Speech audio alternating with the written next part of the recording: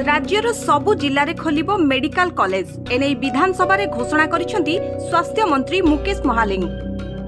राज्यवासी को उन्नत मानर चिकित्सा सेवा जोगाइबा पई सबु जिले में मेडिकल कॉलेज रो आवश्यकता रहिछि।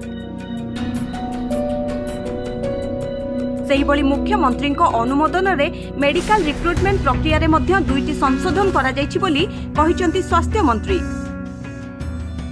तेबे बड़ कथा है एबे राज्य रे डाक्तरों का अभाव। वर्तमान जेतिके मेडिकल अछि सेठारे नाहांती आवश्यकीय डाक्तर। अनेक पदवी खाली पड़िछि फल बाधाप्राप्त हेउछि रोगी सेवा। विधानसभा रे निजे राज्य सरकार एक कथा मानिचंती। तेबे स्वास्थ्य मंत्री कहिसंती खूब शीघ्र डाक्तर पदवी पूरण हेबो।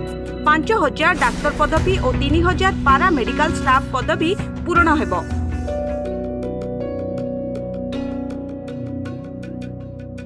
वर्तमान राज्य में 17टी एलोपैथी मेडिकल कॉलेज, 17टी होमियोपैथी कॉलेज और 3टी आयुर्वेद कॉलेज रही।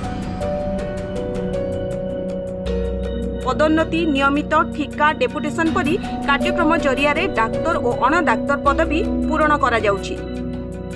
खूब शीघ्र भद्रक जिले में मेडिकल कॉलेज खोलिबो।